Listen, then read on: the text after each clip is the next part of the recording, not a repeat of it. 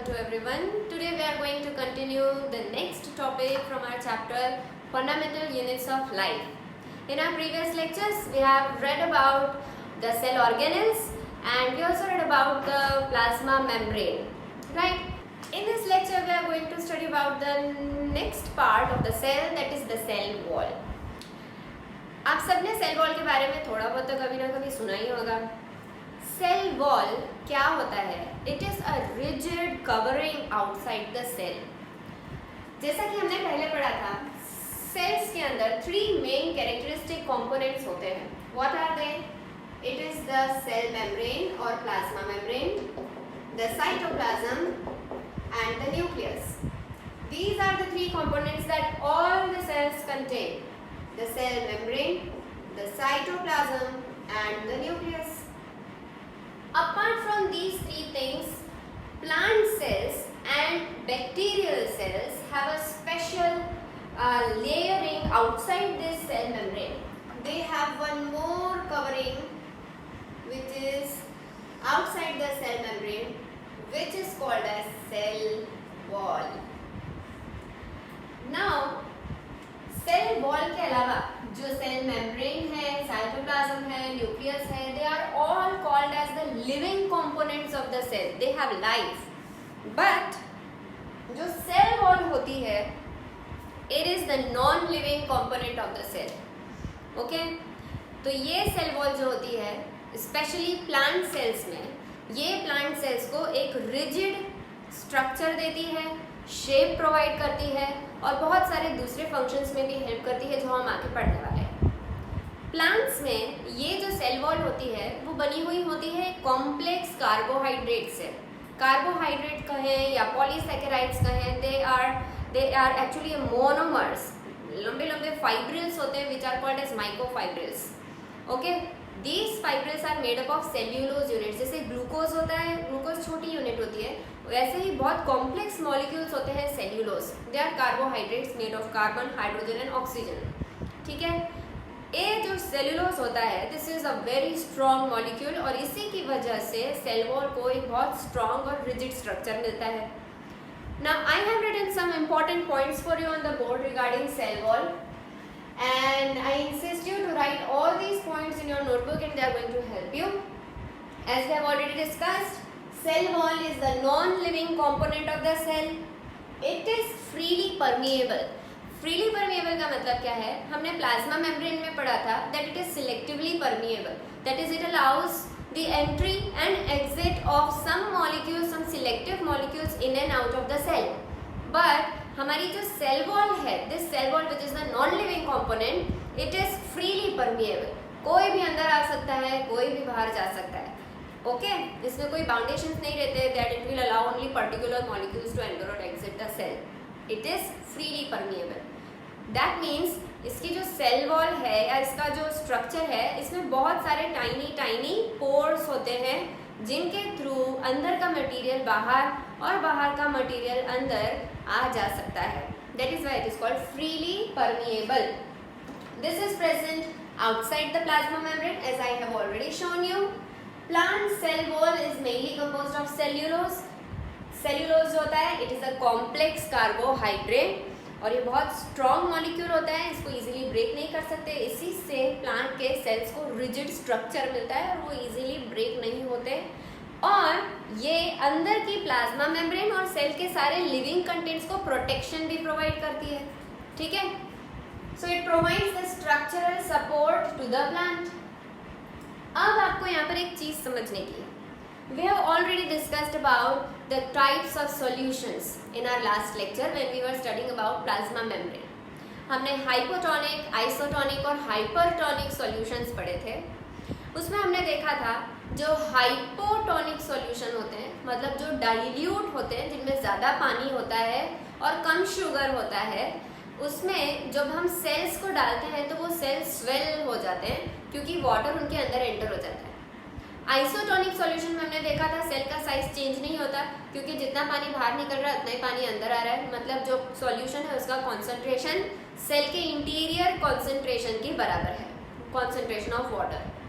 And hypertonic solution में हमने देखा था कि जब हमने सॉल्यूशन में, हाईली कॉन्सेंट्रेटेड सॉल्यूशन में जिसमें बहुत ज़्यादा शुगर थी, ऐसे सॉल्यूशन में सेल को डाला था तो हमारा सेल श्रिंक हो गया था, क्योंकि नेट मूवमेंट अगर वाटर की देखें तो ज़्यादा पानी बाहर निकल गया कॉन्सेंट्रेशन को बैलेंस करने के लिए, जिसकी वजह से हमारे सेल के कंटेंट्स श्रिंक हो गए। ठीक है, these were the 3 types of solution. अगर आपको नहीं पता है तो आप वापस से इसके पहले वाला पार्ट देखिए, उसमें मैंने डिटेल में ये सब कुछ समझाया हुआ है। That same thing is going to come again in this topic, that is in a term which is called as plasmolysis। अब ये प्लाज्मोलाइसिस क्या है? Plasmolysis, plasmo means plasma membrane, lysis मतलब ब्रेकडाउन या उसका स्ट्रक्चर बिगड़ जाना। अब होता क्या है, मान लो कि ये सेल मेम्ब्रेन है और ये सेल वॉल है। This is your cell membrane and this is your cell wall. हमने इसको एक सॉल्यूशन में प्लेस किया और मान लो कि वो जो सॉल्यूशन है वो है हाइपरटोनिक सॉल्यूशन। कौन सा? Hypertonic solution. हाइपरटोनिक सॉल्यूशन जिसमें वाटर का कॉन्सेंट्रेशन लो होता है। वाटर कॉन्सेंट्रेशन इज लो, मतलब सेल के अंदर वाटर का कॉन्सेंट्रेशन ज्यादा है, सेल के बाहर वाटर का कॉन्सेंट्रेशन कम है। इतना समझ में आया? एंड वी नो अगर वाटर का मूवमेंट होता है through plasma membrane and cell wall, तो प्लाज्मा मेम्ब्रेन के थ्रू वाटर अंदर से बाहर, बाहर से अंदर जाएगा, तो उसको कहते हैं osmosis. Here also osmosis will happen, but what will be the direction of the movement of water? Both the directions. पानी अंदर भी आएगा, पानी बाहर भी जाएगा, लेकिन नेट मूवमेंट क्या होगी? अंदर भी पानी आएगा, बाहर भी पानी जाएगा, लेकिन ज्यादा क्या होगा movement? Higher concentration to lower concentration of water.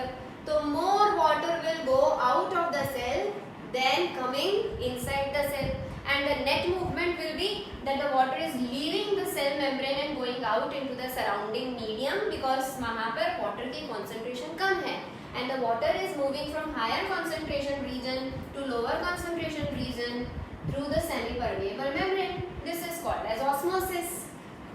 Got it? जब भी ऐसा होता है तो सेल के कंटेंट्स श्रिंक होने लग जाएंगे या कॉन्ट्रैक्ट होने लग जाएंगे। जब भी सेल के ये कंटेंट्स श्रिंक होके कॉन्ट्रैक्ट होने लग जाएंगे तो वो सेल वॉल से दूर होने लग जाते हैं, है ना? और जब ये सारे कंटेंट सेल वॉल से दूर होने लग जाएंगे तो उनका शेप बिगड़ जाएगा।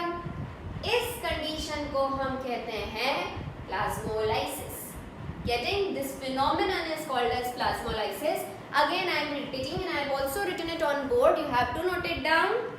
Plasmolysis is the shrinkage of the contents of the cell, living content of the cell. You can also call it as protoplasm. Last lectures में हमने फिर से mention किया था, protoplasm is called the living content of the cell. It includes the cell membrane, the cytoplasm, the nucleus and other cell organelles which are living parts of the cell.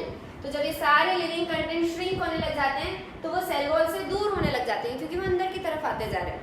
ठीक है, this condition and this phenomenon is called as plasmolysis. Okay, so the shrinkage of contents of the cell और the shrinkage of protoplasm away from the cell wall by the process of osmosis या due to the process of osmosis is called as plasmolysis. Very important concept, please note it down. Now after understanding what is plasmolysis and after getting the idea that what is happening inside the cell and what is happening in the osmosis process, I must tell you one more thing. अब क्या होता है, कभी कभी मैं कुछ चीजें बदल रही हूँ यहाँ पे। हाइपरटोनिक की जगह अगर हाइपोटोनिक सॉल्यूशन हुआ तो hypotonic. We just revised a few moments back.